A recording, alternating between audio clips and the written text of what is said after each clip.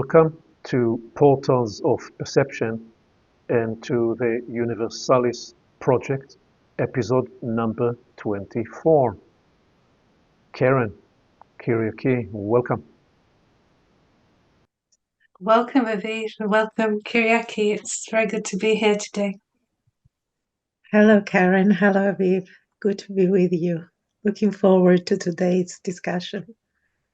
So, we are following up on episode 22 and 23 that we recorded yesterday. We came yesterday we thought we will record one segment. This was my intent, 75 minutes. I said, let's do it in 75 minutes, only to discover we needed to break it into two parts and never completed what we wanted to do. So we are intending to now complete this trilogy, magnum opus trilogy, that endeavor to reenact and develop a body of work that emerged a day earlier, day before yesterday. We are recording this towards the end of February 2025. And the catalyst for it was described at length in episode 22 and 23, the event that we spontaneously gathered to address current global developments and how they relate to the story we've been tracking over the last 5 years of the epoch acceleration and culmination. So what I feel called to do today is I feel that I need to actually place a brief, concise appreciation and understanding of what do we mean when we describe the sevenfold fractal. Do it one more time in a slightly different way, and then place inside it, inside a context of that, an epochal, a very high level, supersonic, epochal trace of blue, because you are both, each one of you, working into the significance of blue with two different pods, two different groups, or that trying to decode different aspects of blue. So I'm called to do this today because I feel that on episode 23, I did an okay job, but I wasn't satisfied with how I placed current events and this global intensification and what we are describing in the indigo violet intensification in context of global geopolitical events. So I need to put this in slightly broader context.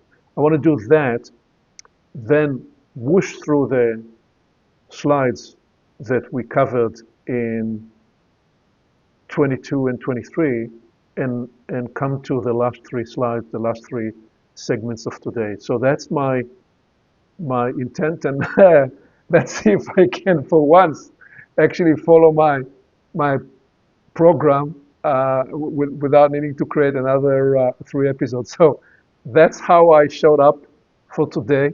What would you offer? What would you want to say to bring your voice and to offer a bridging from episode 22, which we called self-leadership, brought to focus the significance and importance of self-leadership in this time of change.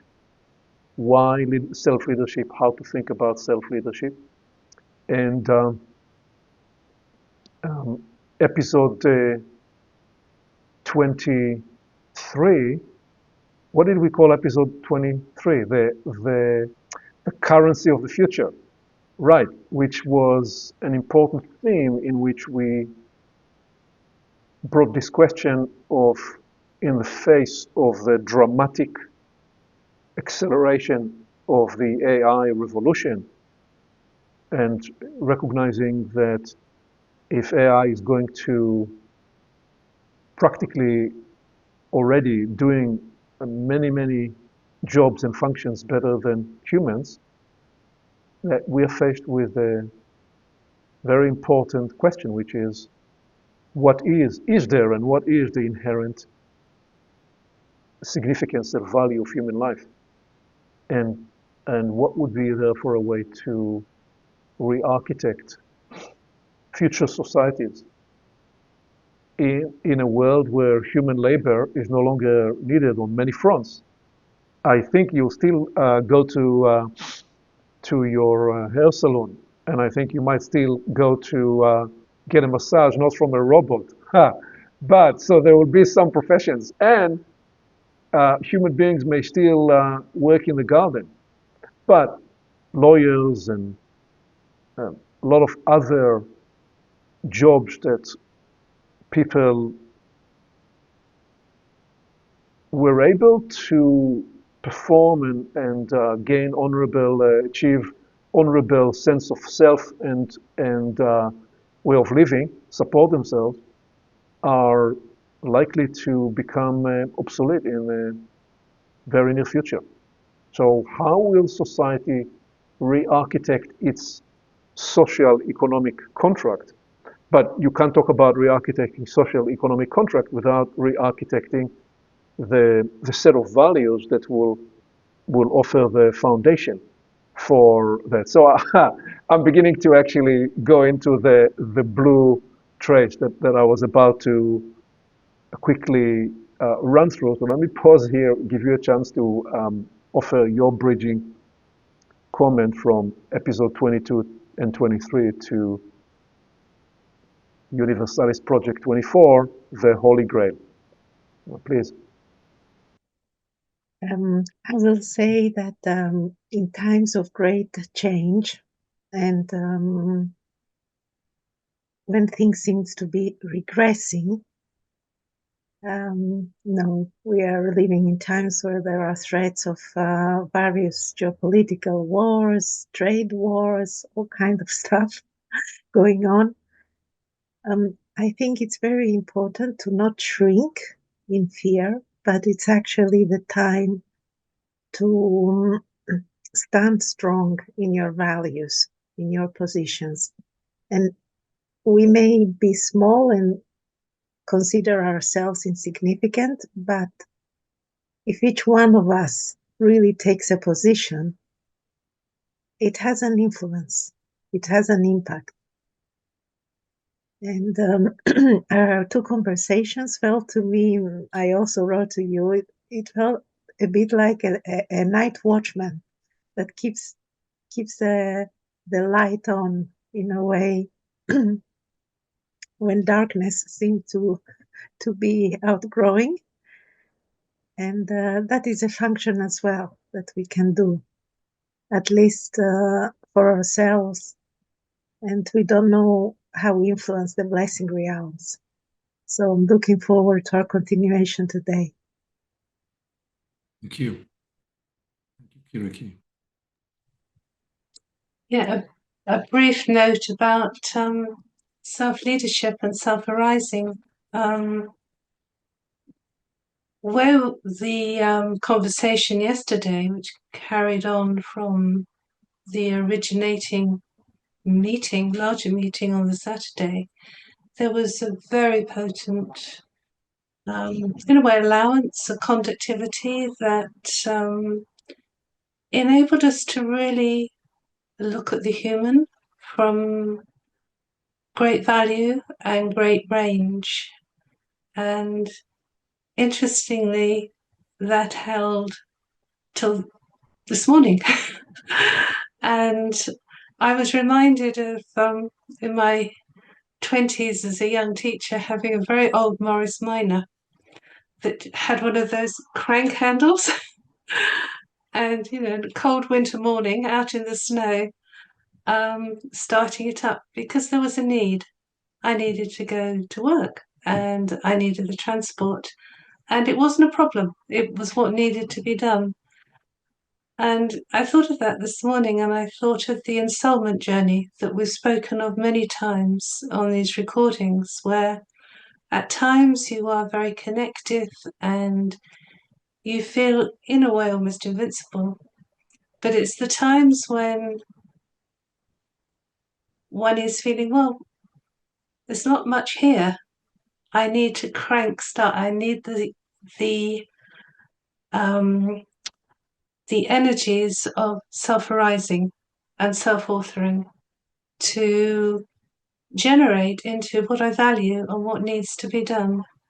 And I wanted to bring that in because we ended up on a very high note at the last recording, but we're human throughout all the ranges of the high and the middle and the low. And I think what I'm addressing here is really the middle, with a kind of clarity of it's a new day, it's a new beginning, there are new energies are being called for today. How can I best access them from where I am today? Yeah, that's quite beautiful because both of you, again, you don't know what's on my slides, but in many ways, you both landed what's at the last slide. So you kind of bringing to the beginning where we want to conclude today. So quite beautiful in a sense of offering in the beginning the brief we hope to leave this conversation with. Okay, so with that, let me try and offer the following appreciation, because we talked about in the previous two segments about the sevenfold fractal, which we attended to on many previous episodes. So what's a simple way, what's a simple, rather coherent, almost probably not an elevator pitch unless you're going through a very high rise with a slow elevator, but what's a quick story, a quick appreciation of the sevenfold fractal? Well, it's the appreciation that red represents any new arising, any new impulse, any nascent beginning. When you have a new idea, it emerges initially as a red impulse. It brings new possibility, new reason to do something, and all the way to the large scale when you look at organizations and cultures and civilizations and the epoch at large. So red represents the emergence of a new impulse. Orange then takes that impulse and expands it, and it proceeds to push for new territory.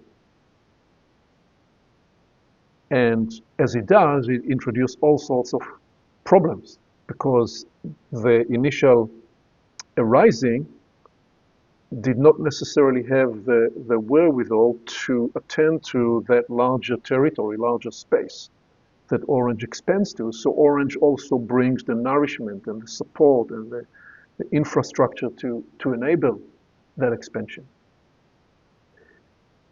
And then as that expansion in orange occurs, sooner or later, it runs into the challenge of fragmentation and potentially breakdown, which is where the yellow fractal, yellow impulse appears, because what yellow comes to do is to regather, reorganize, reorchestrate what was initial impulse that got expanded inside the context of a higher principle.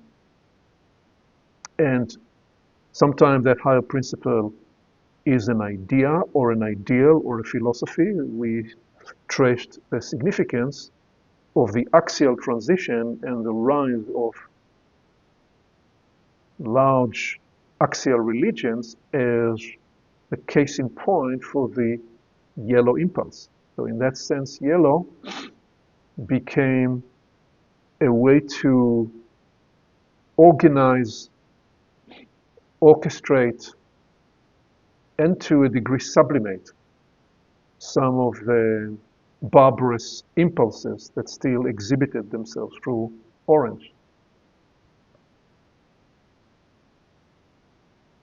Then what happens is that as the system organized itself around a higher principle, sooner or later it begins to suffocate and get stifled with what it develops, often because actually blue elements come in. We'll get to blue in a minute.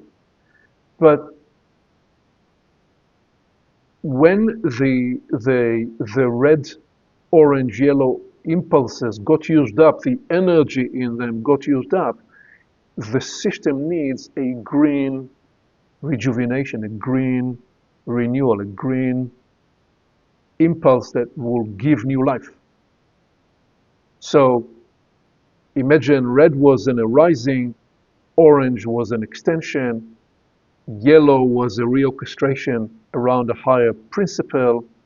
Green now offers the liberation and the rejuvenation of every part in the system, including the different parts getting liberated to individuate.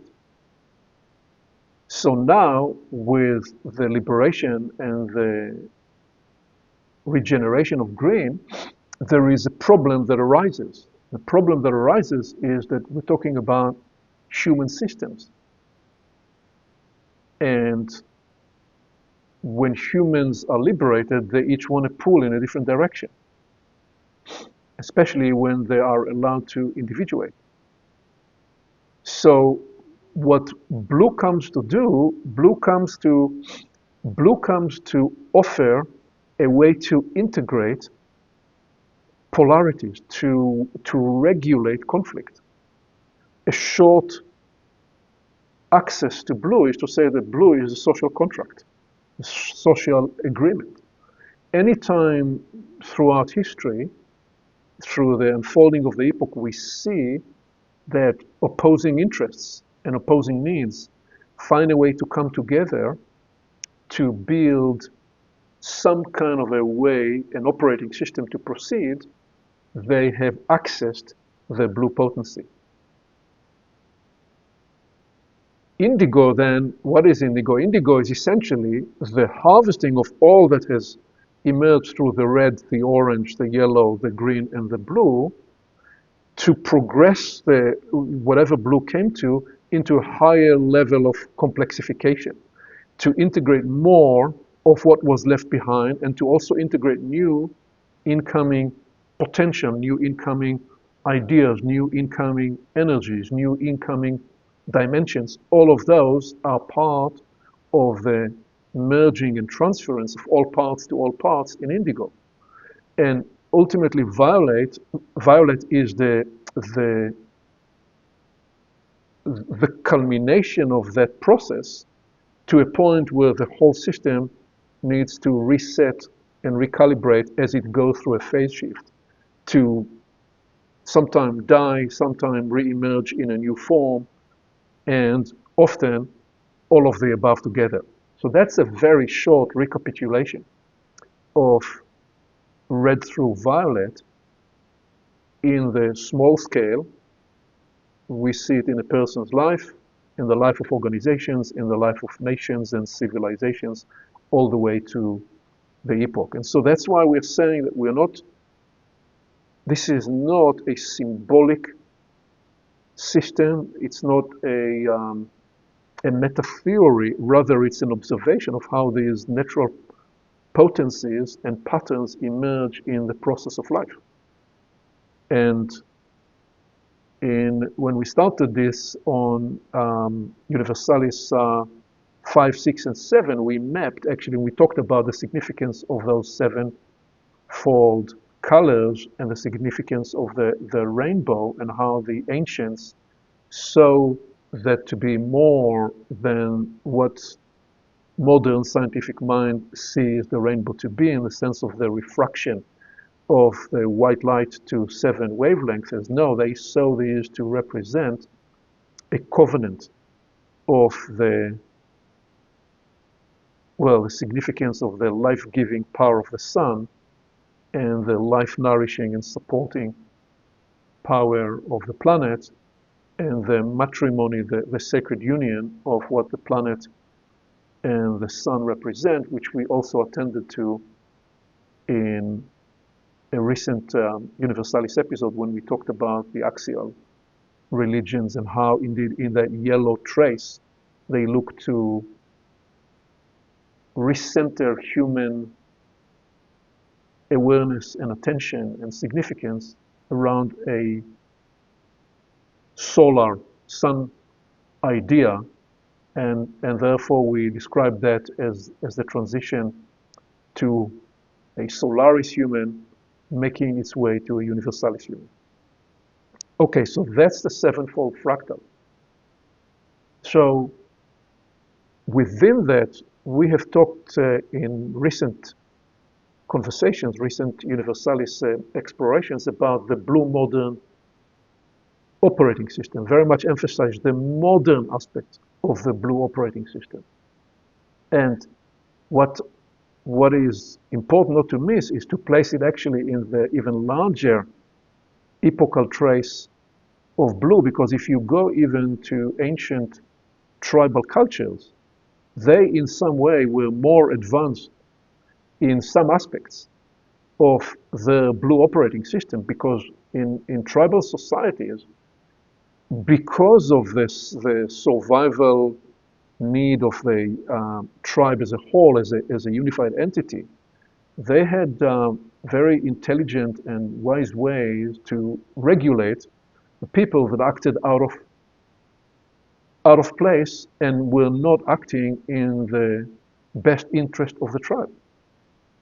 So if the men got a little wild, women knew to go on strike. No sex for the men for the next little while until they behave. That was how powerful women were in tribal societies. They knew how to regulate the men.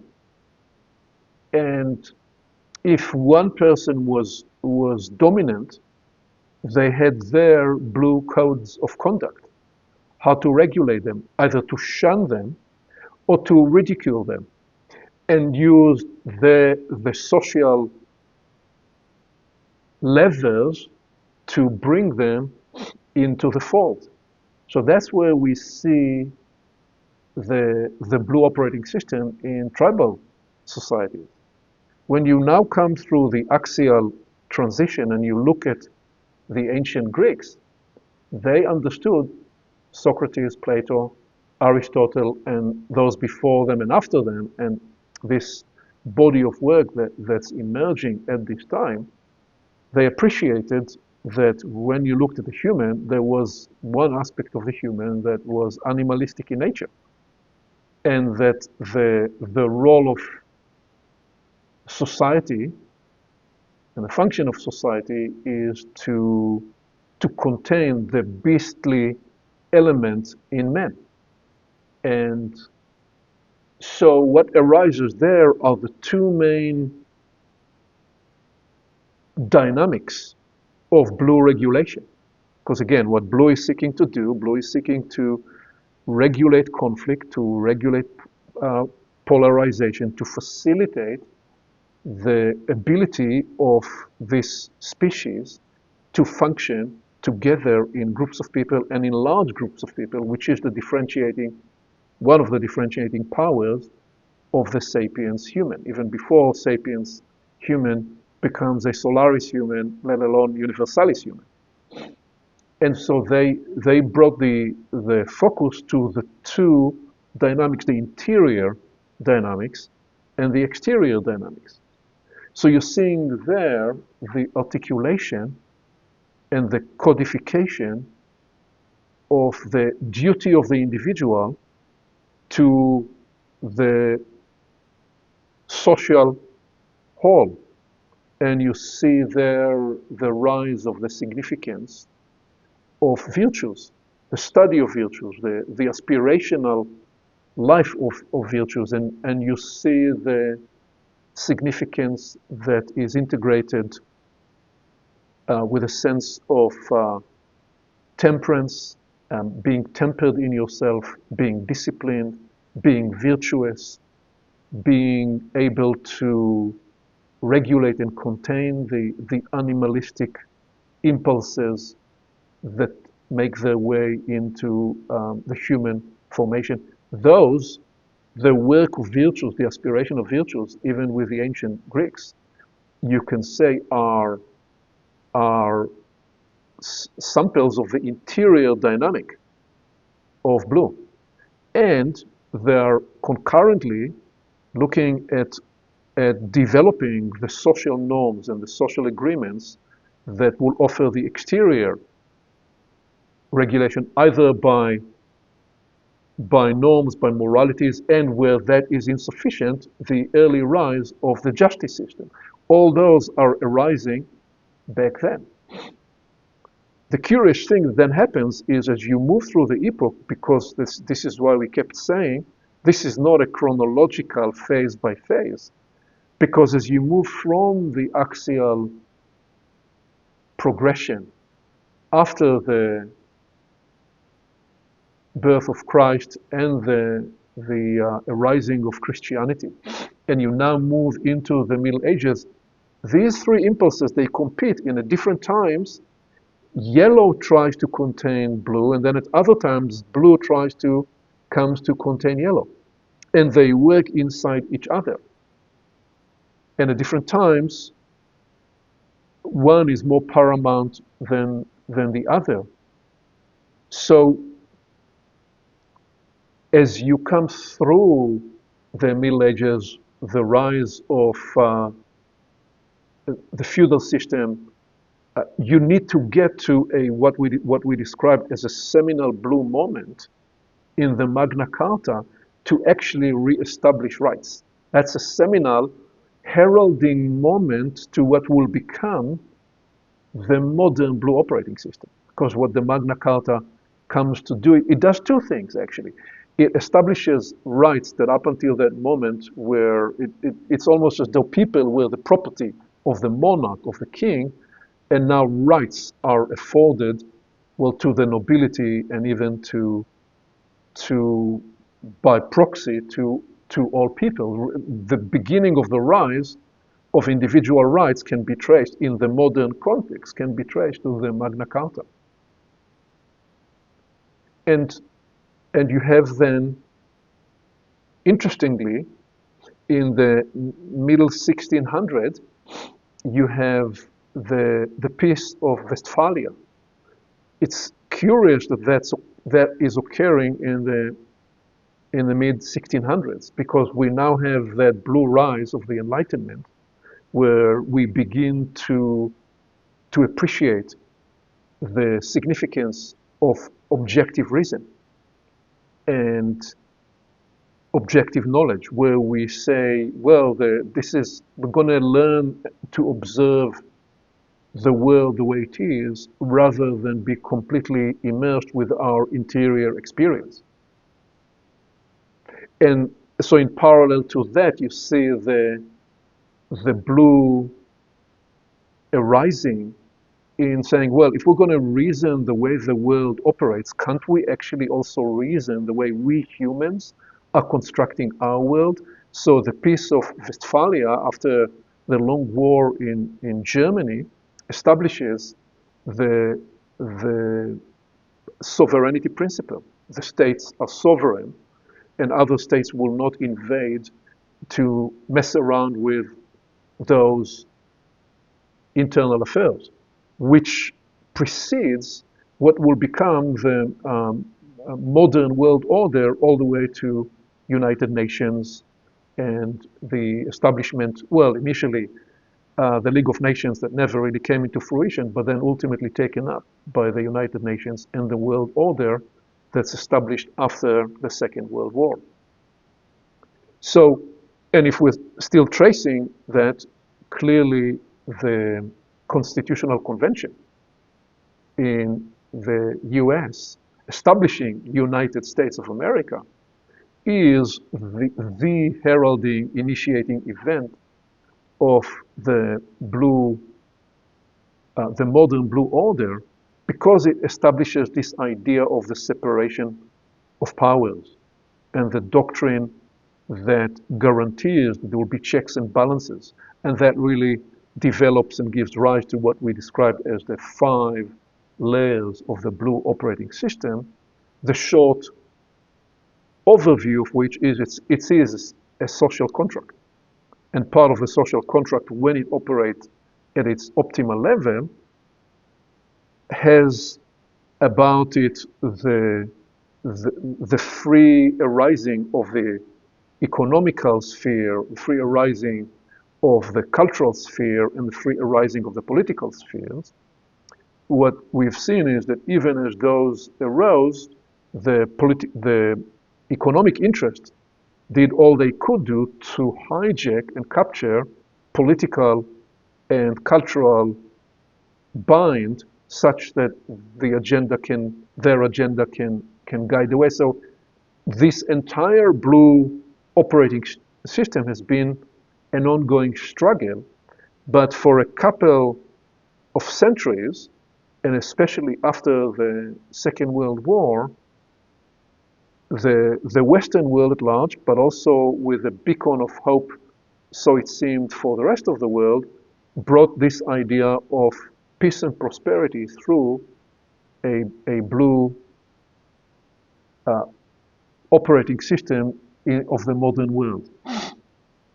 Okay, so what is the problem? Why has this world order been breaking down, and how do we place it in the context of what we are describing as the increase and intensification of indigo and violet? So remember, in the way I just mapped the story, the blue operating system actually integrates the two sides of the political drama, the conservative and the progressive liberal side. Because if there aren't two opposing worldviews to integrate, there is no need for a social contract. If there is only one single worldview, it by itself rules with its set of premises. But the entire sweep through the 20th century brought this negotiation of the progressive, liberal on the one side and the conservative. And one of the ways to understand the way they play out is that each polarized to occupy more of one side of the blue operating system. The liberal progressive side believed that the way to regulate is to use the levels of the exterior. We will build structures, we will build systems, we will build more and more and more regulations. And if we build perfect system, it will ultimately regulate human behavior. The conservative side of the blue operating system says no. You actually cannot find the ultimate solution in the systems that you build, because you can never replace internal motivation. We've got to work with the interior human motivation, with the interior human impulses, and we cannot bureaucratize and instrumentalize society to a point that the human capacity to be tethered to meaning and significance is rejected, is thrown out as the baby with the bathtub water.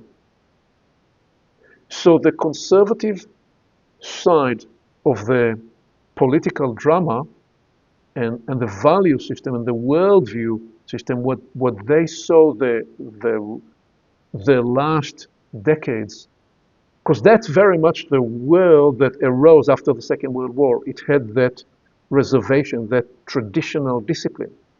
And in a way, that is what proffered the peace and prosperity.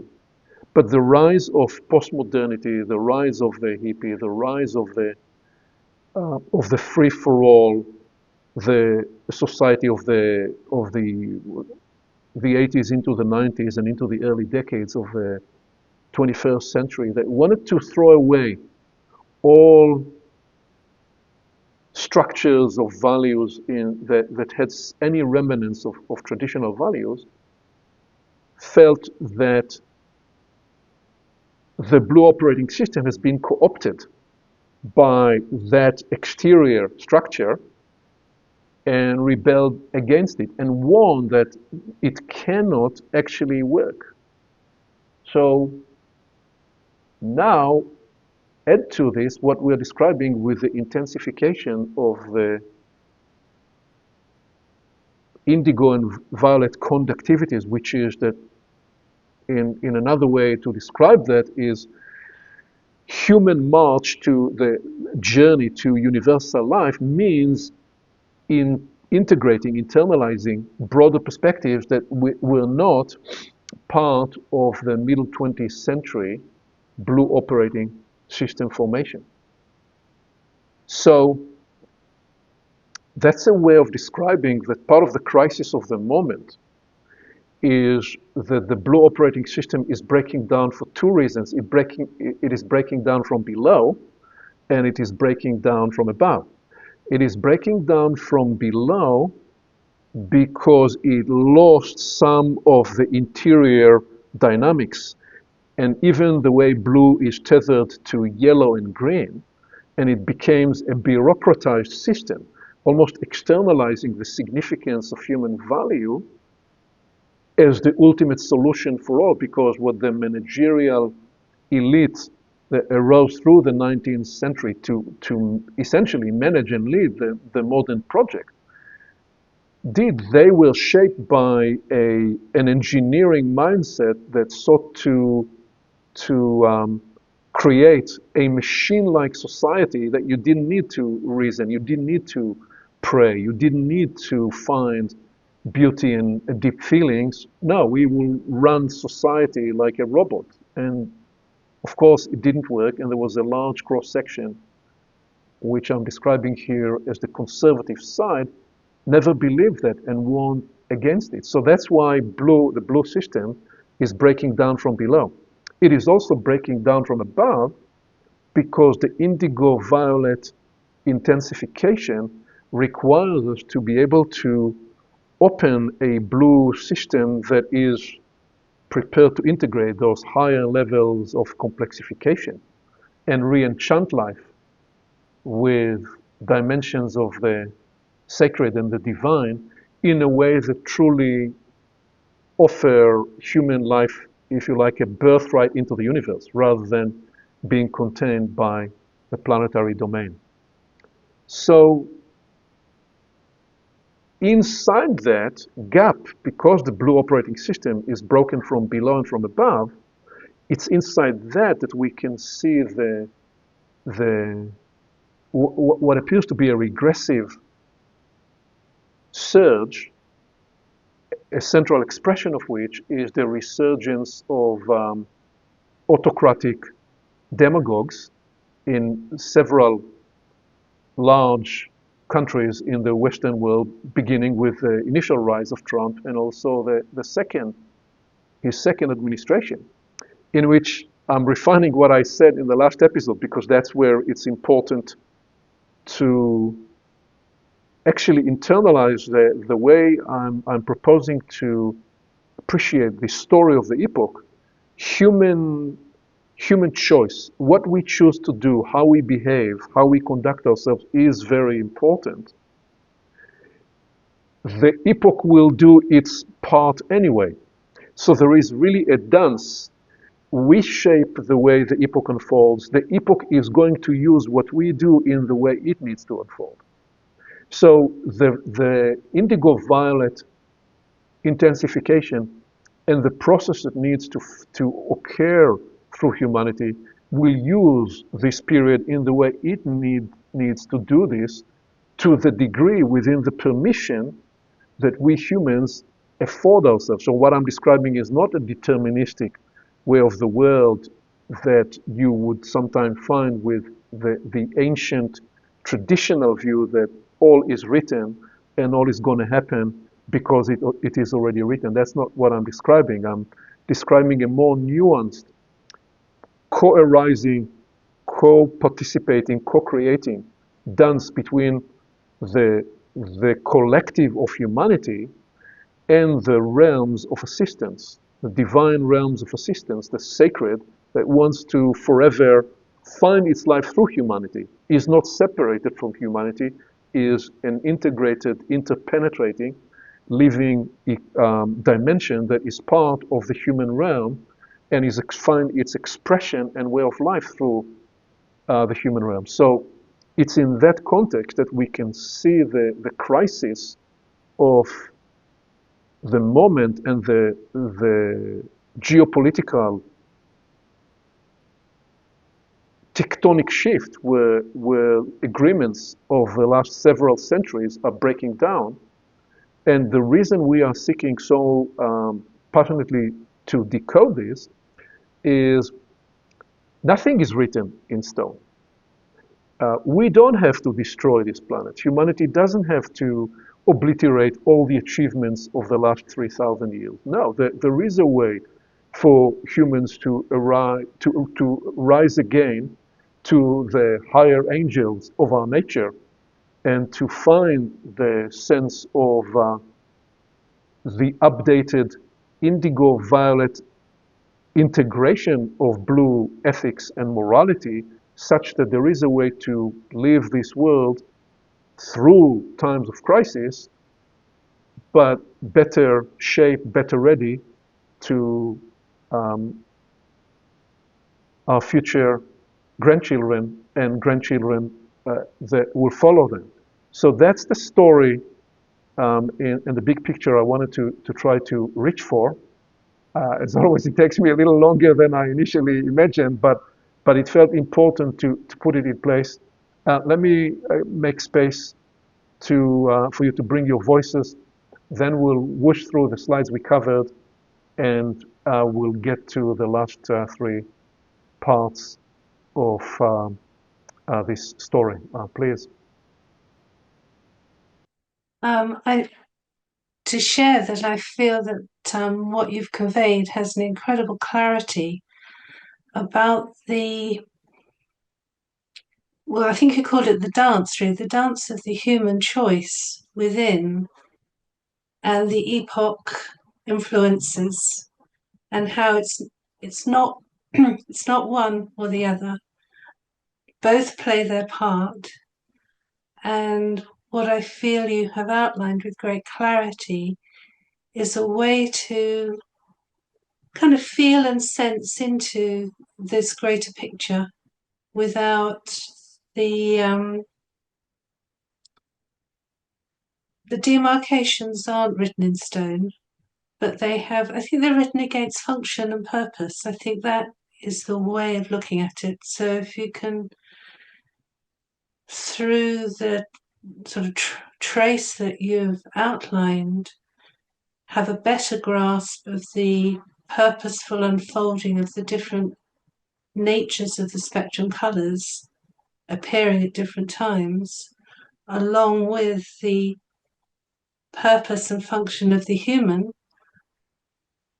and both require sort of in-depth work really to understand more from different levels and layers, but to look at both of them from that purposeful standpoint, then it's possible to see a bit of the weave of the unfolding pattern that is causative of some of the issues we're facing now. Yes, I fully agree that the sevenfold spectrum allows us to see and explain the unfolding of events or of her story from a different perspective.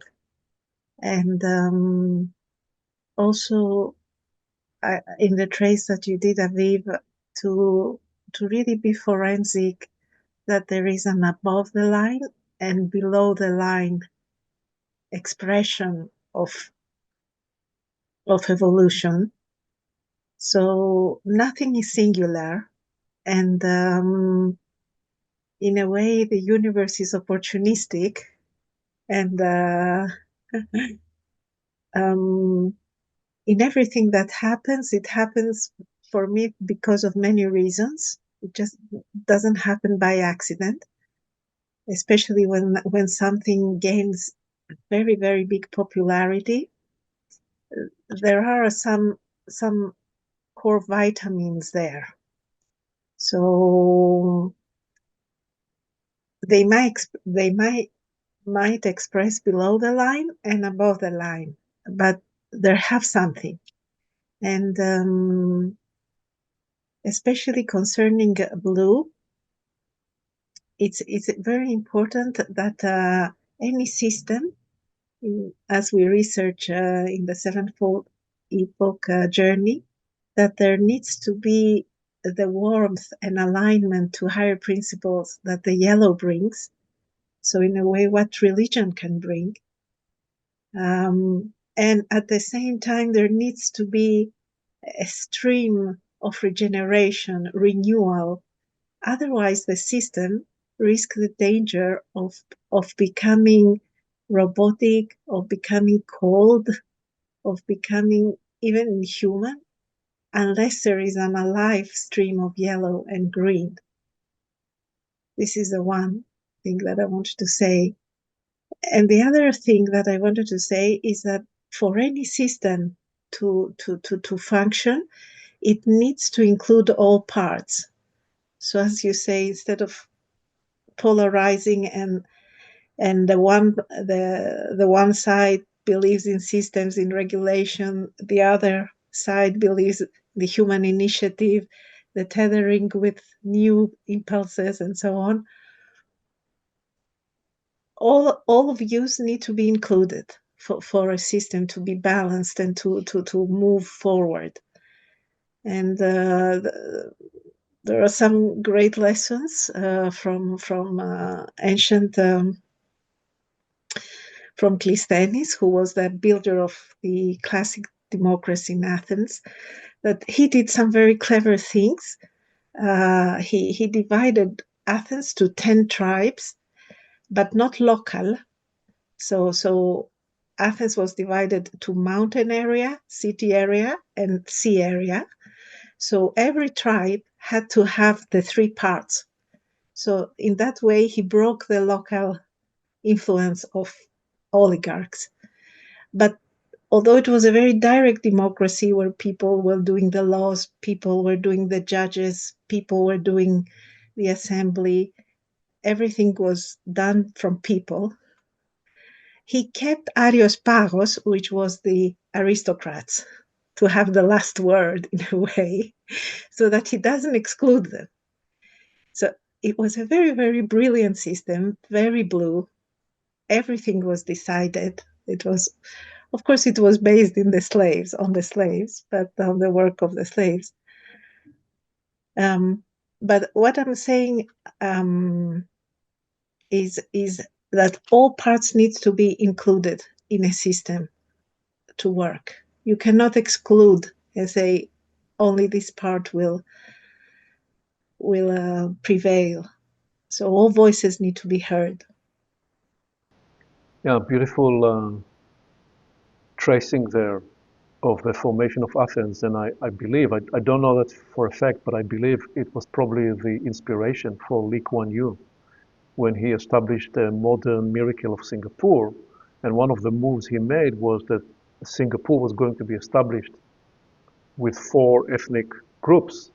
And he established it in such a way that in every neighborhood you'd have the representation of the 4 ethnic groups to guarantee that there will be true integration and a way of not breaking down to separate ethnic tribes.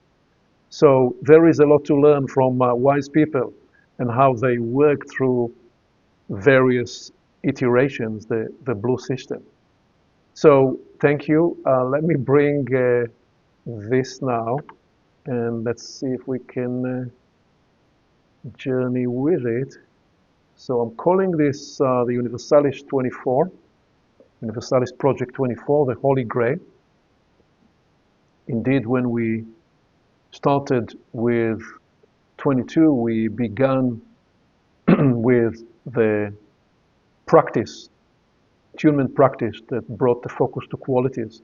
Why we focus on qualities, how to use qualities as a perennial, renewing domain of contemplation and development and refinement. And we brought that as the entry to self-leadership and the significance of, through this time of change, to take the fuller responsibility to self-arise, self-initiate, to become your own self-authored human. And why that is critical for survival, but even more so to be able to enter and embrace the potential of what's on setting with what we are describing as the new epoch that's arising and the way of a universalis human, into which we can't come as groups. We've got to self-elect to become the fully individuated human inside a larger context. So that's the significance of self-leadership, leading to the significance of distributed leadership, where we reflected on the need to come in pods, in groups, in crews, in teams, because the complexifying nature of this time requires that we integrate different talents, different development lines, different capabilities, different temperaments, different perspectives. Kyriaki, as you just described, the work of integrating all dimensions and all perspectives as part of what is arising. And we suggested that as an epoch discovery lab, we need the two natures, the diagnostic decoding of what the case is and what is going on, and then the lab that takes that work and does the solutioning or the prescribing or the prototyping of possible ways, whether it's in the cultural or the economic or any other domain that we will look at. And it was that which we brought into the actuality of living in an intensifying time where the process of dying and rebirthing, we suggested, occur daily. Because it occurs daily because we can literally, when we get sensitized in ourselves, we can experience the part of us that is dying and the part of us that is seeking to emerge anew. And how, in one way, disorienting and discombobulating the experience of that can be, and also how promising and unlocking in potential it can be when we actually allow ourselves to access the fresh connections, the fresh new combinations of possibilities that are arising. So we addressed all those in a fuller way in the previous episodes 22 and 23, and that brought us to the differential speeds of collapse and emergence, and the recognition that as the system goes through what I just described in the intensification of indigo and violet and certain infrastructures of the modern blue, the breakdown and the erosion and the updating and upgrading and the resurgence, they occur at different speeds. And one of the reasons this is important is to therefore be prepared, very much as older generations knew that they plant trees for the grandchildren to be able to pick the fruits of those trees, or they began to build a cathedral such that the grandchildren will be able to walk into those cathedrals. That in a similar way, we too today, even though everything is happening faster, that we ought to embrace the readiness to be in the project of conscious human evolution, and the Universalis arising as something that we do where we construct the interior cathedral for our grandchildren to fully turn the lights on inside this cathedral. We may not see in this lifetime the full fruition of the Universalis emancipation and evolution, but we're building the foundation stones for this Universalis cathedral into the future. And it was inside the context of that we addressed the big violet shape-shifting moves, and because of how I felt incomplete about what I did with this on episode 23, I just did the trace that we started this conversation with, and essentially recapitulated the indigo-violet ultimate shift and how the challenge that's presented to us with the indigo-violet event that AI and the soon to come online one form or another of AGI or ASI, how that in a sense accelerates the need to address these challenges and what we said here is that without grounding in the core purposes of life and creational logic, which in a way, in the context of what we said in the opening of today, reintegrate the deeper potentials of the red, the orange, the yellow, the green, and the blue, bring them together with the purposes that they each represent. And Karen, as you said, embrace the purposes of each of these fractals and the revelation they each offer, the revelatory property they each offer about human purpose and the purpose of life itself. Integrate these three tetherings together.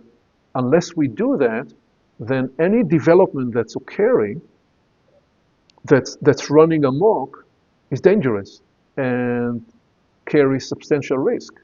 And one of the core appreciations of this impulse of integration relates exactly to this penetrating perception, which is when one aspect of a system develops in an accelerated way ahead of the other segments or parts of the system, by definition, it leads to a breakdown. That acceleration leads to a violet moment that is often, it's curious, the word violet is very close to the word violent, and also in a different way close to the word violate. So there is something about how violet energy can be used up to violate and to unleash violence.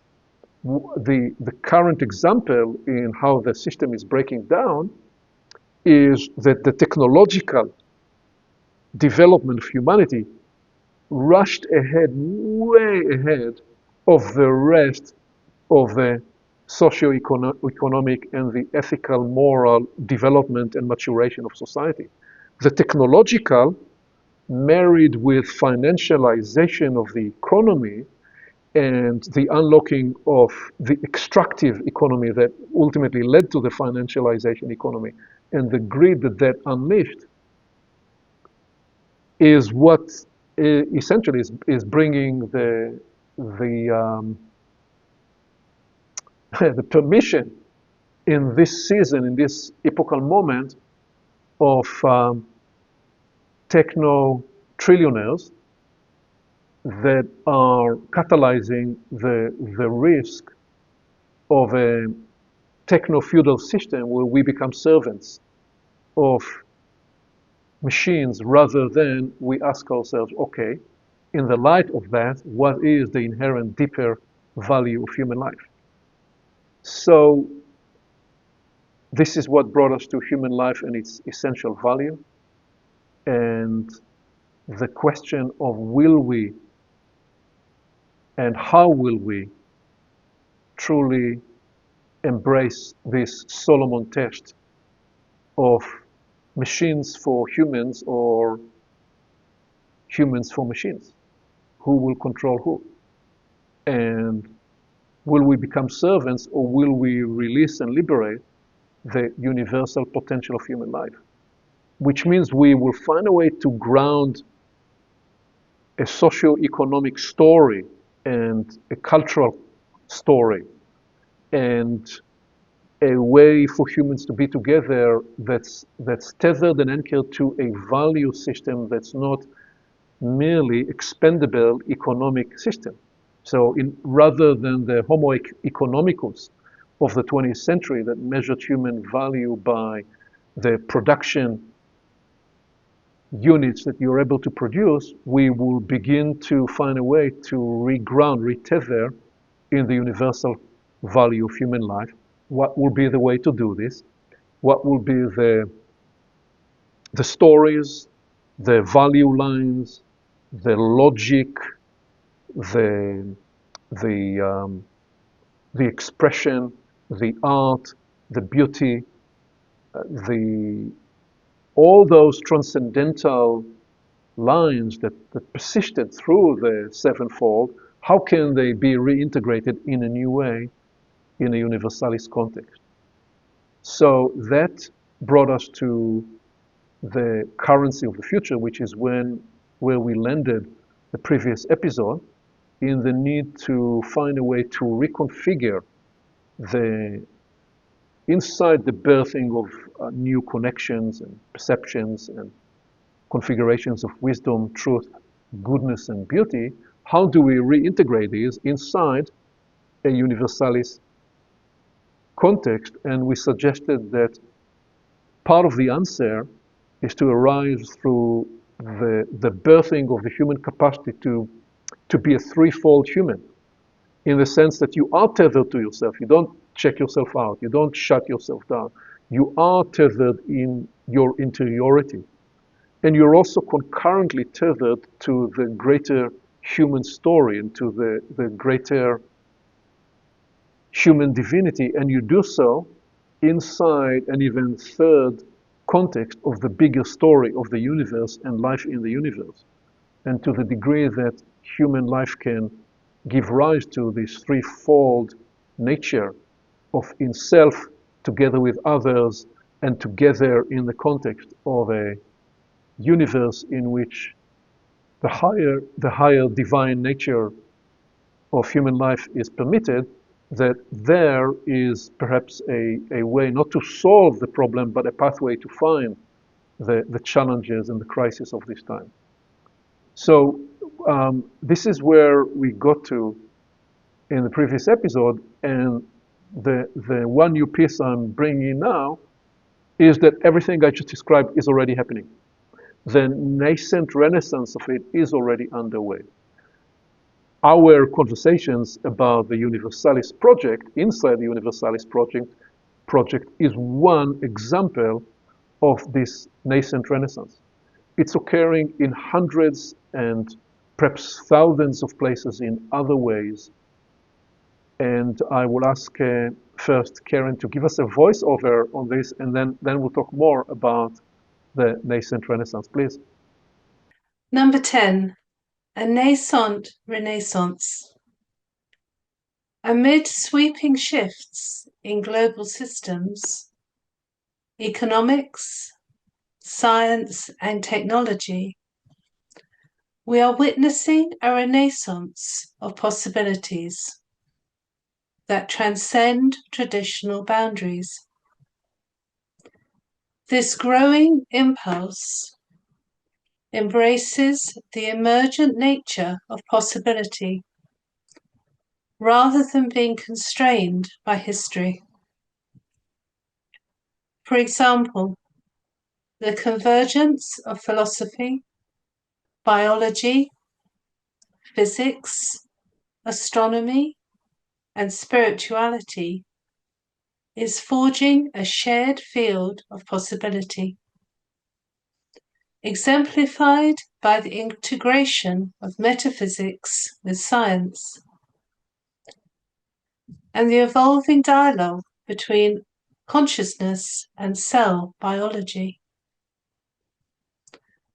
Though described in various ways and still invisible to many, a new universalis human renaissance is drawing near. Right, so we could have called this an indigo nascent renaissance.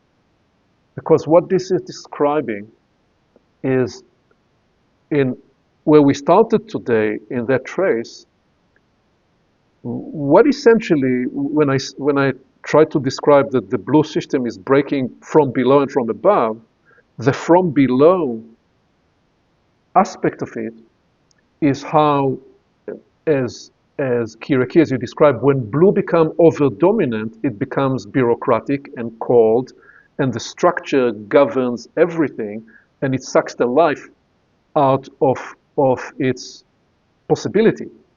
So what we are, the way that has expressed itself is that the different branches of knowledge have increasingly become stifled and arrested in the achievements of the last few centuries. And what we are describing here is that in recent decades, with the breaking down of the bureaucracies of knowledge even, and bureaucracies of moralization of what is right and what is not, including seeing where science itself became its own morality and its own dogma, where the scientific gatekeepers will throw out of the conversation anything that doesn't conform to their logical reasoning. So again, we addressed that at depth when we talked about the blue system, what we are operating system. What we're describing here is that in all domains of life, we are seeing already the nascent renaissance. You see it in political think tanks that are seeking to, in a new way, integrate the various polarizations and bring responsibility with freedom, with values of community and faith and tradition in a way that can integrate those important dimensions of society with rational, logical thinking and planning and structuring. It appears in the domain of medicine. We didn't go into at length the story of how Florence Nightingale, I often go to as the seminal moment of the arising of the beautiful, potent part of the rise of medicine, modern medicine, in a sense because of the establishment of the nursing profession, bringing a whole new life into taking care of the wounded. But what you then, as you do the trace of medicine, it's early in the late 19th century, early 20th century, where some of the rich oil families, the Rockefeller family, discover that the next frontier for wealth creation is going to be the pharmaceutical industry.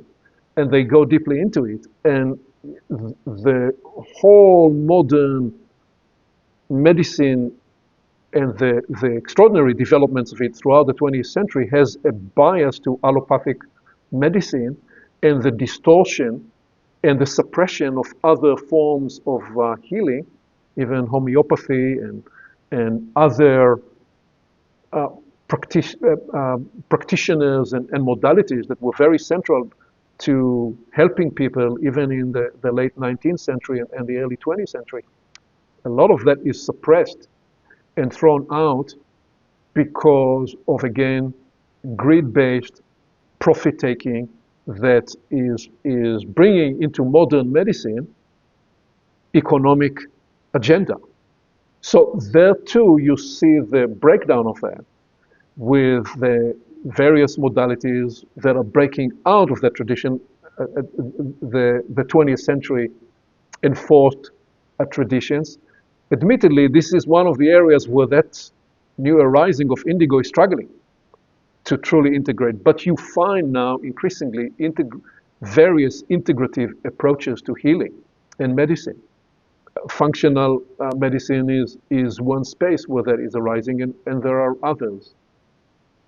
And in parallel to the work we're doing, there are many places, many spaces where there are conversations that indeed bring together this and express this indigo impulse of what can we learn from philosophy and biology and physics and astronomy and spirituality and culture and the creative impulse in the way it appears in the arts. How can we bring those dimensions together to unlock the greater possibility of, I'm going to describe it in this way, the green impulse that's arising through indigo.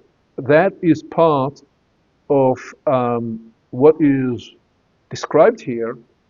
And we don't hear a lot about this in the mainstream traditional channels of news, because we hear a lot more about the devastation and the breakdown and all that is falling apart. What is important to recognize is that the nascent Renaissance is already here.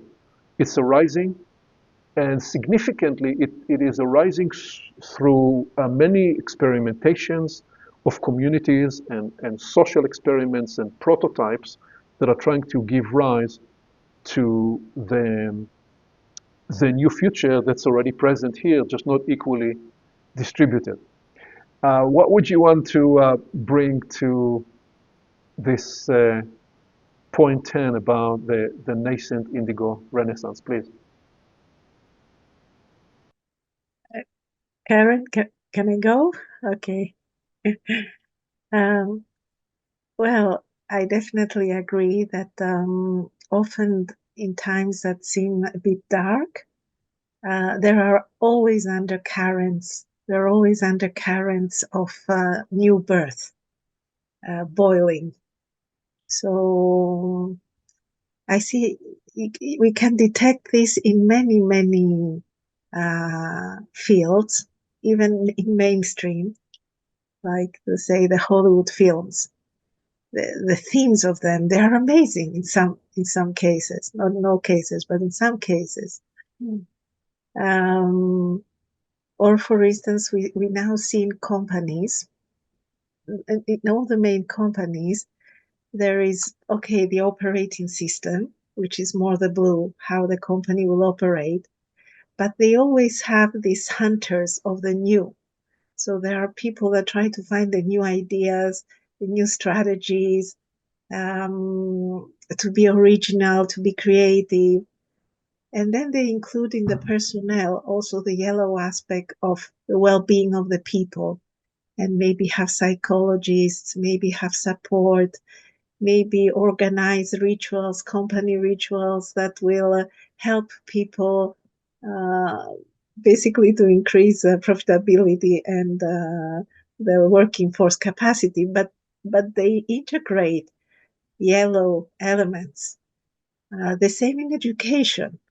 We can see, for my children, before they decide what they want to study, you now go to a psychologist and they go through a questionnaire. Doesn't matter if it's good or bad, the questionnaire, but they give you a whole book for the child about many facets of their character, their potential, their qualities, their inclination, the way they learn, the way.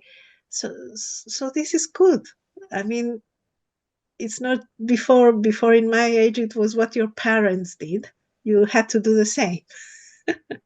So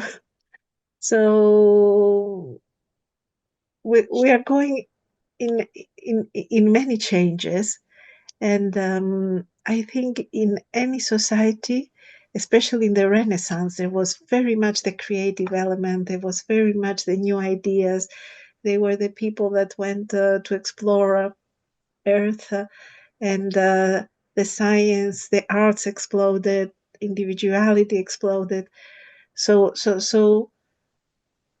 there always need to be some people that search for the new, that try, that experiment. And usually this job needs to be the job of the artists, the thinkers, the scientists, but in any domain, really, in any domain, even in technology, there needs to be the green. There needs to be the green and the blue and the yellow. So I believe in this renaissance. I hope to be part of it, and I'm sure we are trying to be part of it. And there are many more people in this renaissance. I'd just like to make a brief comment about number 9 before number 10. It was to do with when you were talking about the acceleration outstripping the everything, really. Mm-hmm. And I just thought of the counterbalance for that was the word amplification. Mm-hmm. So if we have the acceleration of technology and the more scientific side on one side, then the amplification of the human values and the spiritual side, I thought to mention. Yeah. Yeah. So in terms of the Renaissance, so a new Renaissance, in thinking back to the one of the key elements of the first, what we regard as possibly the first, is probably many Renaissance, was the discovery of, or the exploration of perspective, which brought it's extraordinary because up till then everything in terms of just thinking about the art was predominantly two-dimensional, but the understanding of perspective, and in looking at it, and I'm taking some drawing classes, and there's a lot more to it than I'd realised. But you're beginning to be able to convey different dimensions and actually be able to paint pictures that convey that. And it makes you think of what people couldn't do before, or couldn't perceive before, or didn't know was possible. So there's always this, until things are discovered, you don't know what there is to discover. And if you think of this as a new Renaissance now, then maybe what we're talking about here is expressions of multiple dimensions that are not known about, but being explored and discovered in a parallel way, because this is a different time with different potencies, different influences. And the combinations of these different sciences and biology, physics, philosophy coming together, it does speak of realms of dimensions kind of beginning to birth whole new possibilities.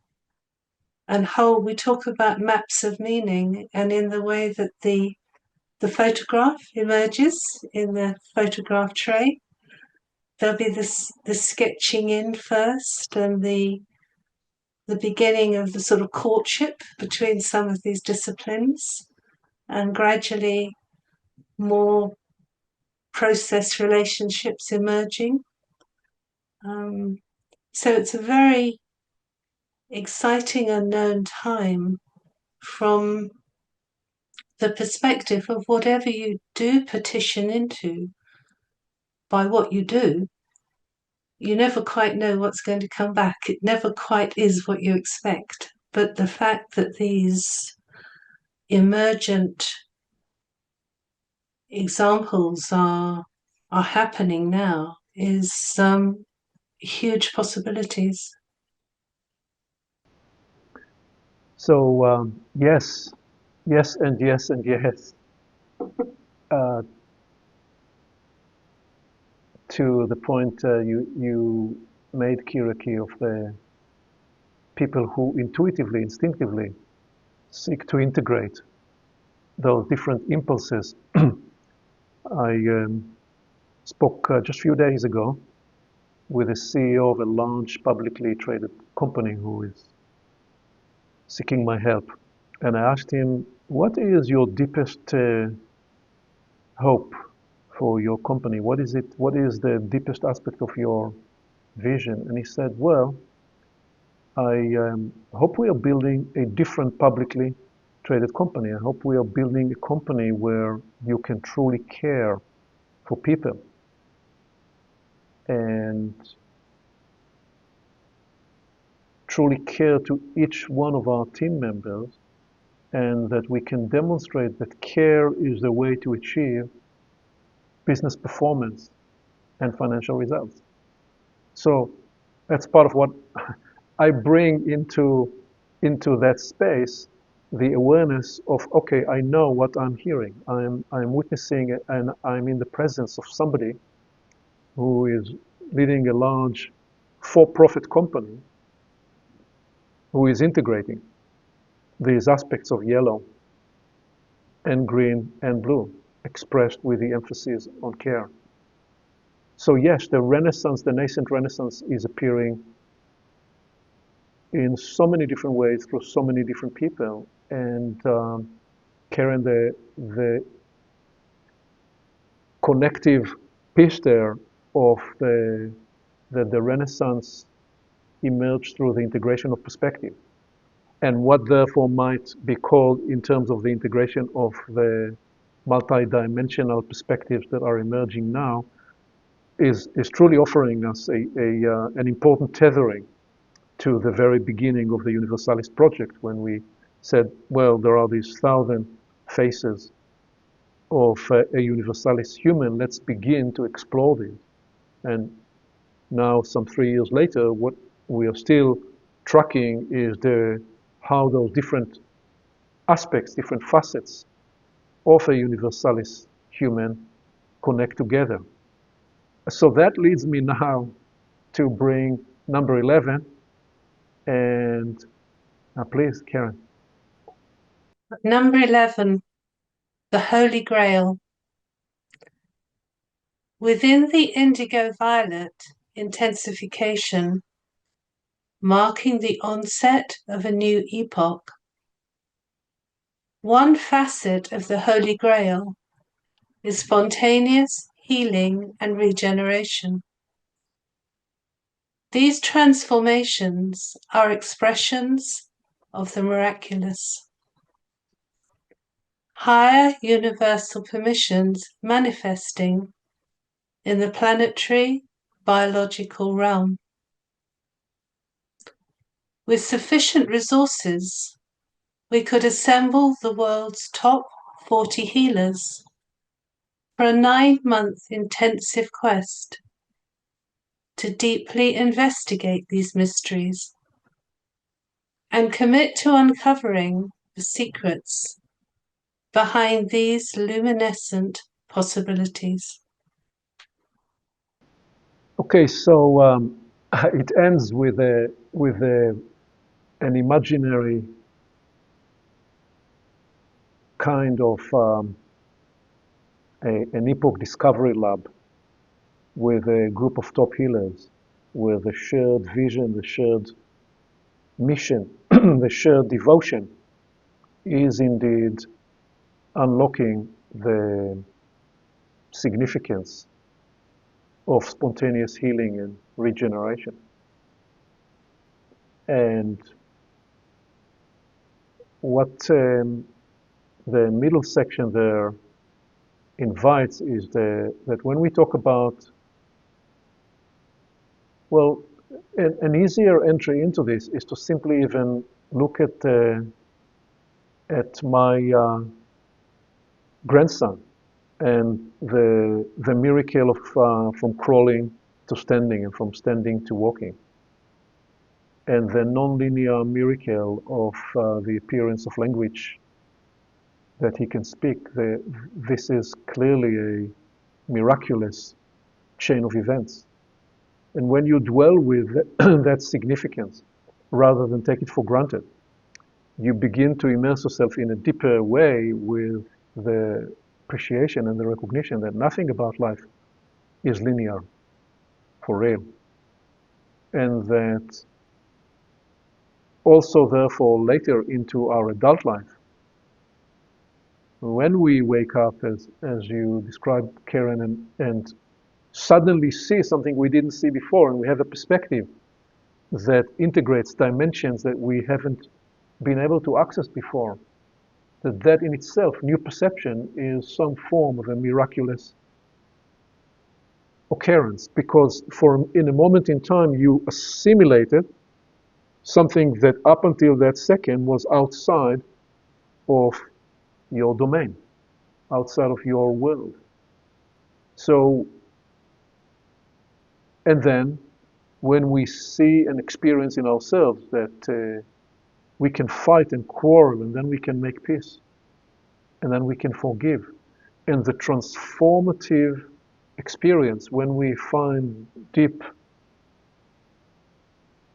forgiveness and reconciliation, one that does the alchemical metabolization of whatever it was that produced the conflict. All of those moments that I'm describing, that truly are the essence of being alive, learning new things, perceiving new things, falling on our face and picking ourselves up, falling in love, fighting and deciding to not fall in love, but to rise in love again, in spite of what we struggled with, and actually do the transformation work with all of those, including spontaneous healing and regeneration. They forever are moments. They represent portals, thresholds moments, where something from the universal permissions that are more potent, more intensified, more complexified, and faster often than the slow biological planetary realm. When we integrate those permissions, we experience miraculous outcomes. And there is now a growing body of work about the significance of spontaneous healing.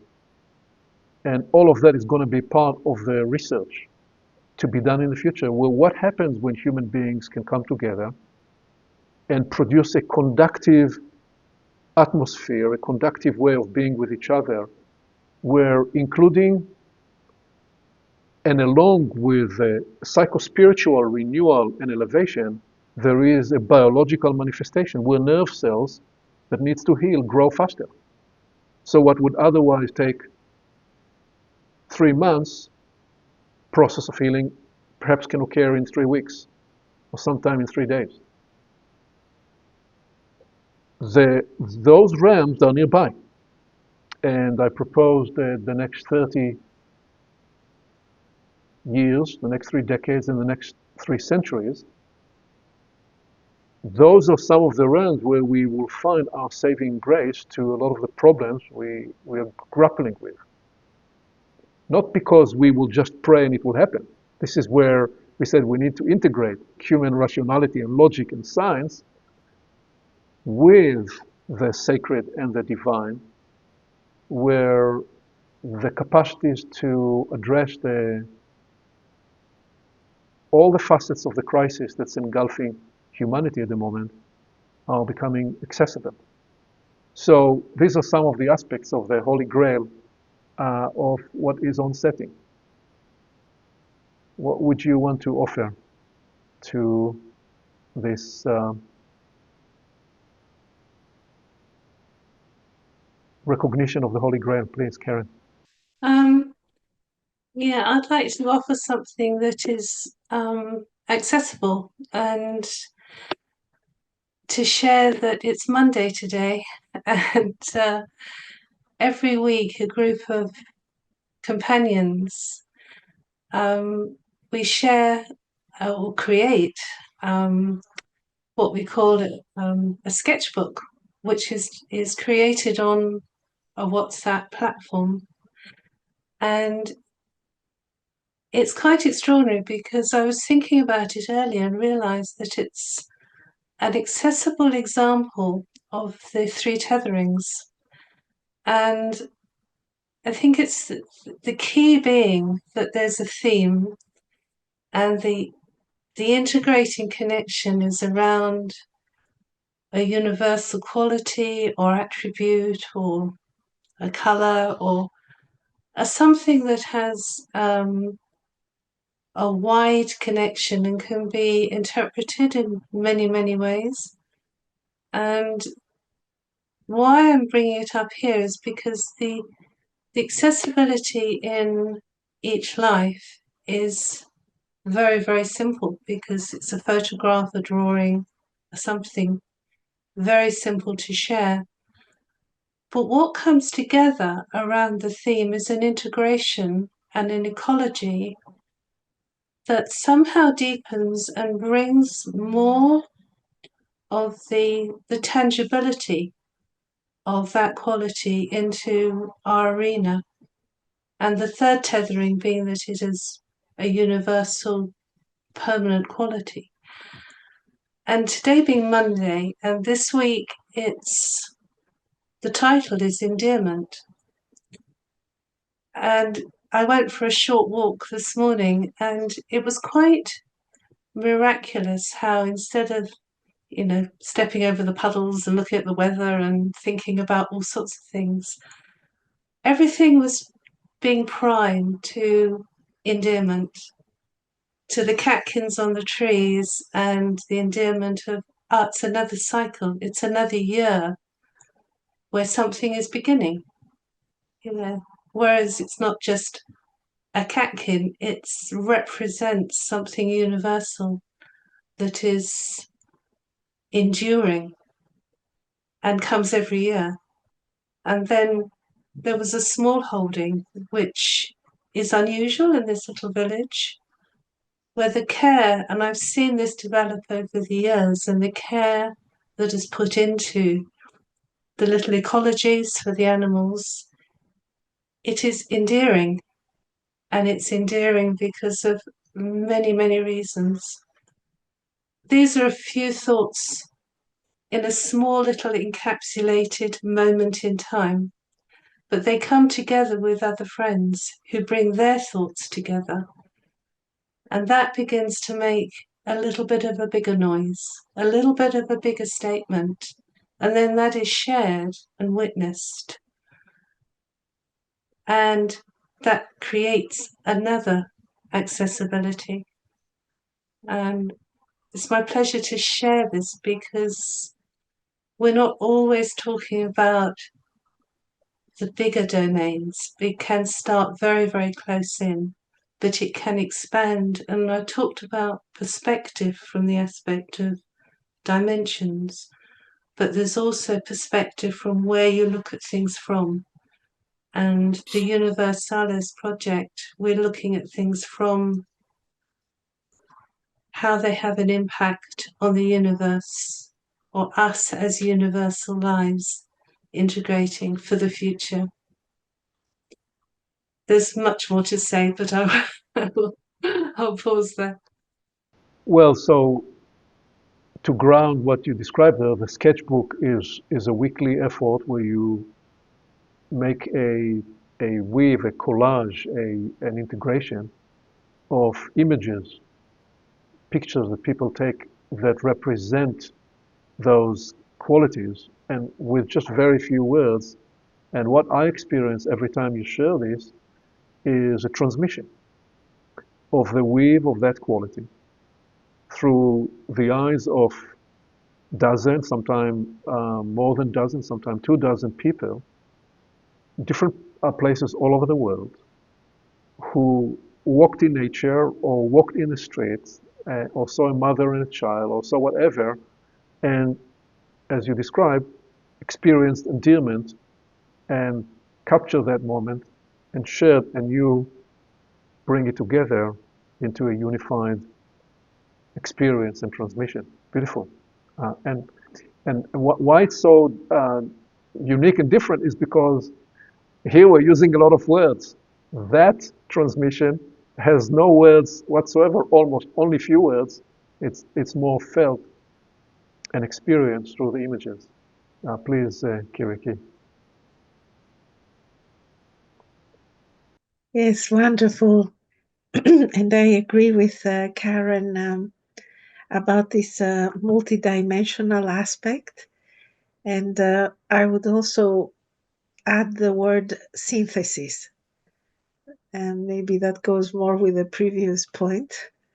So all different capacities coming together. For example, now when you go to the doctor and you have something specific, he will not say, okay, go to the heart specialist. They try to have a more holistic understanding of your health. So to see also all the different systems, how they work in your body. But I think the Holy Grail of spontaneous healing, and as Karen said, we can see it in small, we can see it in the little daily acts, and we can see it in big miracles. I think, like, for instance, as Florence Nightingale saw the need that there need to be some protocols of how you take care of patients, of how you clean, of all these little things that help recovery. We can say that now we are at a stage where we don't see just a physical cleaning, but then we also go into energetic things. So not just the room to be clean, the clothes to be changed, the traumas, the different wounds to be taken care of, and but also what's the influence of the unconscious, what's the influence of the energetic field, and there are regenerative forces in the planet and beyond that the human can connect with, that the human can be a transmitter of. I truly believe that, and sometimes it may happen by accident, sometimes it happens with years and years and years of training. And some of the ancient shamans knew these things, and healers. But there's definitely the ability of the human now. Maybe we can be the Florence Nightingales of the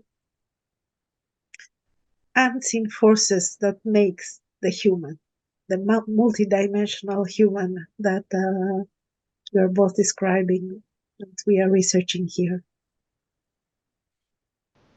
Thank you both. So with the nascent Renaissance and the Holy Grail, it's time to bring it to the last slide of practical considerations.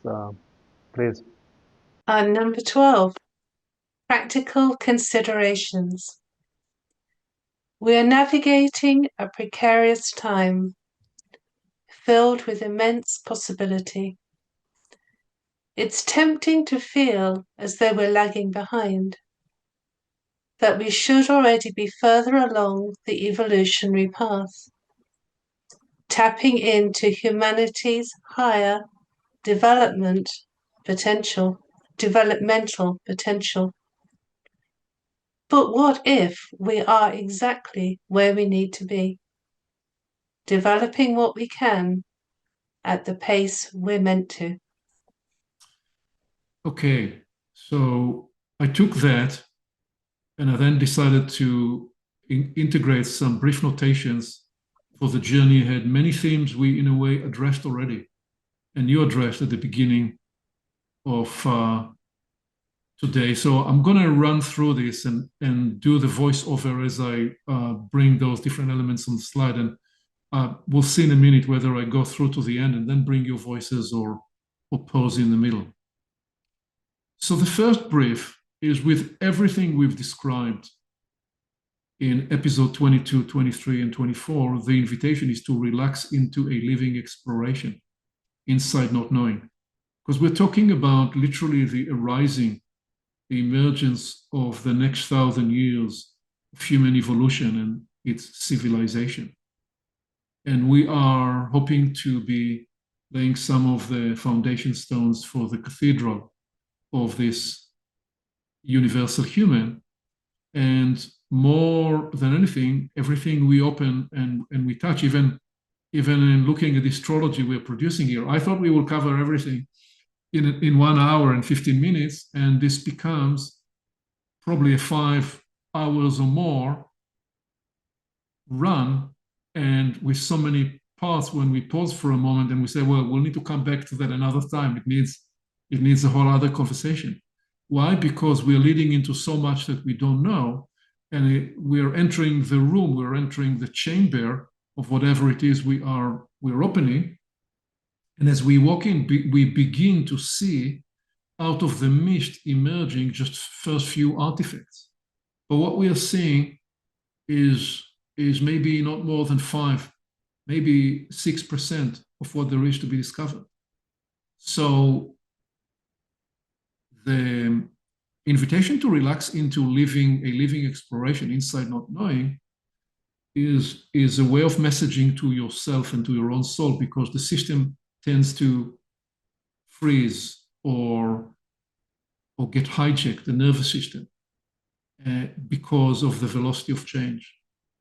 And in actuality, what this is an invitation for us to become functional humans inside a new time, into a new possibility, for which we need to learn to relax and regulate our nervous system and the entire human system. When we do so, right along with it, there is the invitation to embrace 100% responsibility as a devotional act of partnering with life. And that was the big emphasis we described in self-leadership. And in the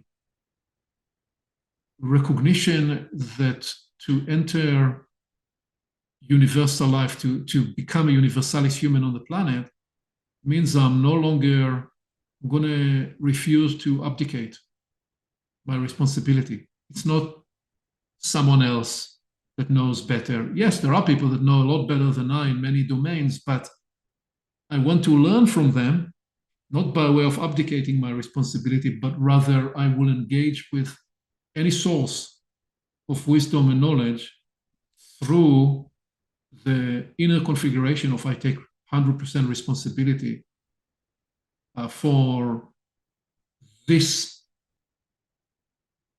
opportunity of life to experience itself through the instance that we each are. And then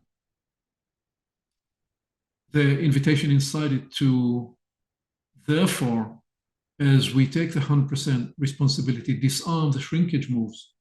Shrinkage moves are all the internal moves we make to make ourselves smaller, to make ourselves insignificant. Oh, this is too much for me. Oh, I'm not as smart as this.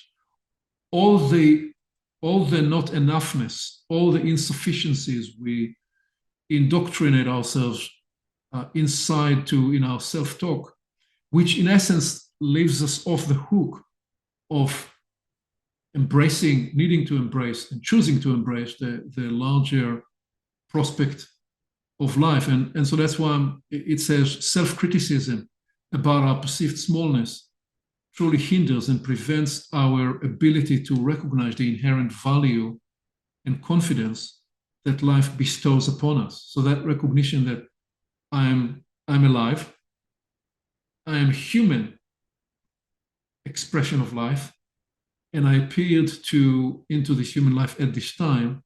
Therefore, I choose to take the stance that there is something about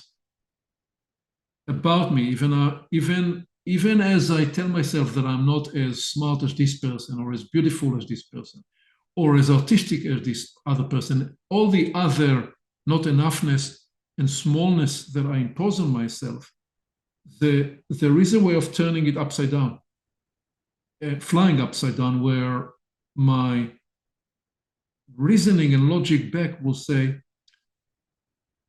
you are here, you have appeared here, life and the universe supported you and you're here for a purpose. So how about discovering? What is it about your configuration that is unique? Is it your capacity to appreciate other things and to appreciate beauty? Is it your capacity to listen and make space? Is it the capacity to help somebody else at a point of need? Is it your cheerful dexterity? You just bring to any situation, as challenging and as difficult as it is, a certain spirit of we can do something in any situation. Is it your humility? Is it your passion for next generations, passion to educate, to teach, to transfer knowledge? Is it your love of the arts, whatever it is? What is it that you bring that's unique? Because the I am not enoughness is a disease of displacement that once we take 100% responsibility, we are called to address and liberate. And when we do so, we indeed refuse to collapse and regress along life's path into a mindset that abandons your innate human divinity and the sacred covenant it upholds. Essentially, it says, we refuse to travel back into a student mentality that I sit in a class and somebody else knows everything and I don't know anything, and therefore I'm not responsible for anything, and therefore I abdicate the potential for me. No, we embrace the child inside in the sense of the joy of discovery and learning, inside the maturing adult that's ripening on the inside, where we invite the integration, the embrace of the divinity, human divinity, and the sacred covenant it holds, which when we talk about sacred covenant, one way to appreciate it is that living a life in the universe means you can forever renew yourself, number one. Number two, you can forever reconfigure yourself inside a new cosmology of qualities and capabilities and perspectives. Number two. And number three, you can proffer the property of that configuration that you are in service for the circumstance, the environment, the ecology you're in. So you become a co-creator, a co-shaper, a co-ariser with that ecology, rather than just consuming from it, you create back for it. And once we embrace that which we started with in self-leadership, the invitation, the call to be a pathfinder in yourself, to be the self-arising, agentic, self-authoring leader for life. There's one thing I say, I will be a leader for myself. Great. Now, as I embrace this second possibility to reconfigure and a third possibility to proffer it in service, I can become a leader for life. Because life wants to be led through me, because life wants to discover through me its unique combinational permutation that it never had a chance to experience before. And that is true to each and every one of us.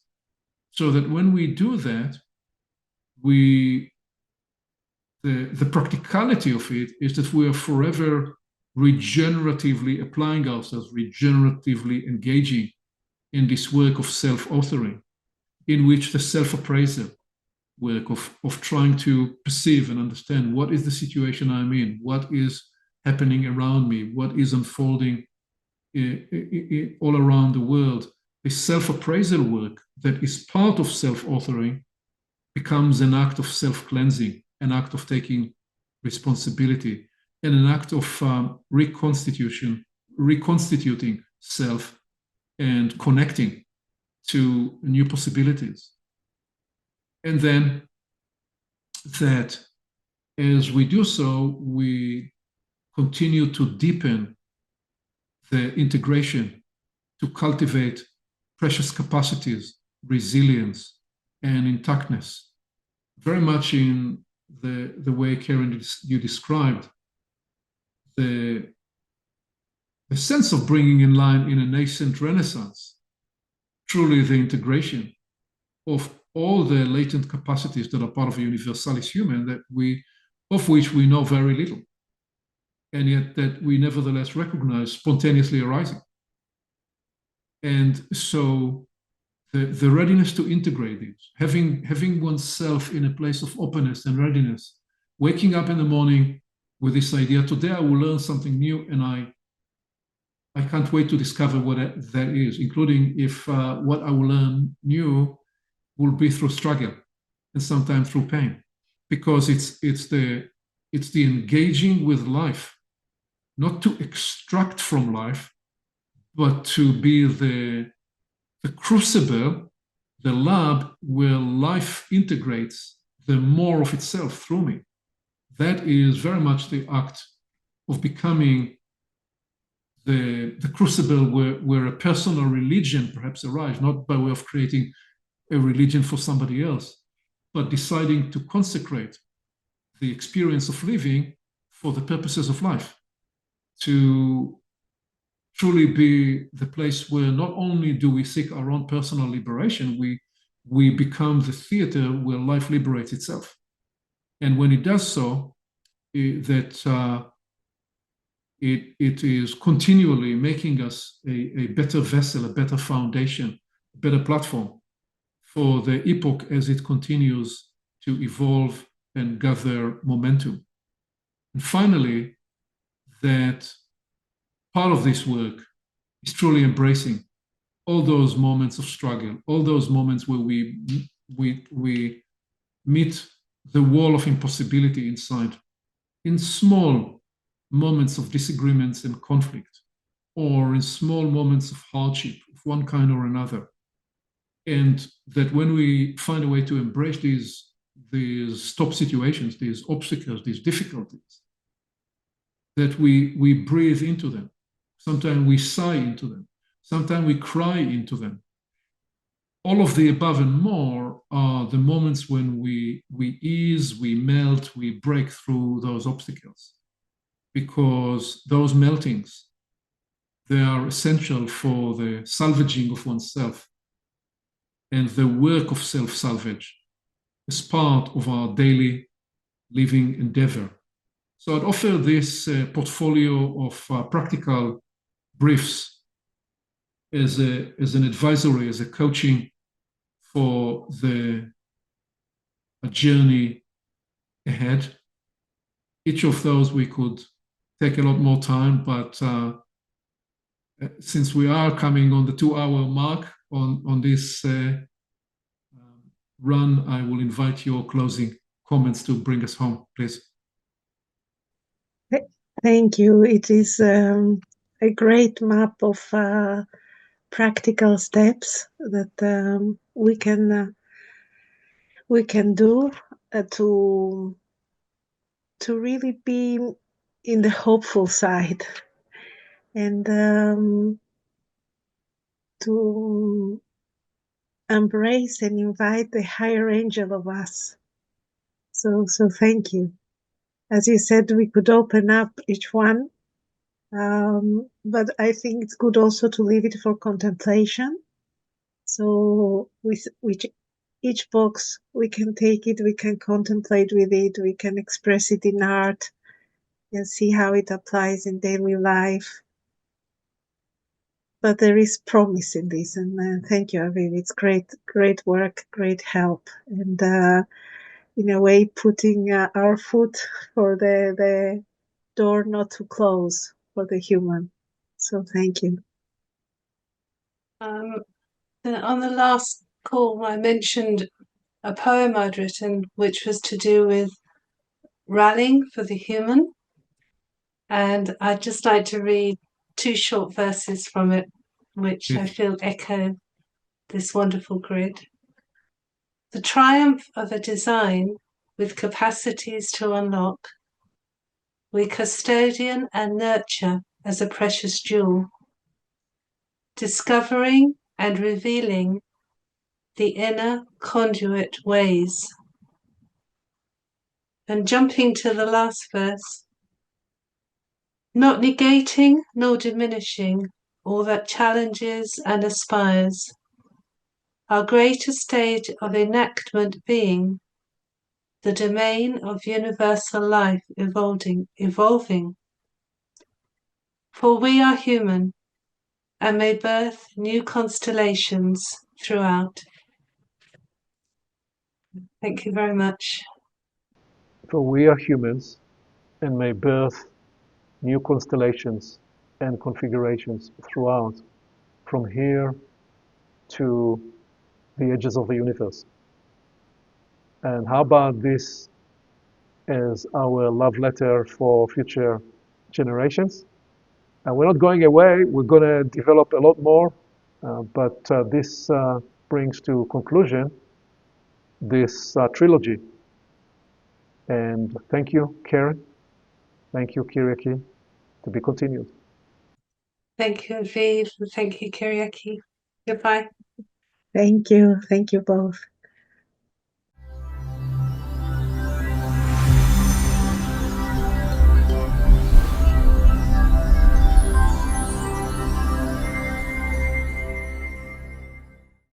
Along with our website at portalsofperception.org, Portals is also available on YouTube and on all podcast platforms, as well as social media. You can become an active member and join the conversation in community events. And you can help us get the word out by liking this content and by sharing it with your friends.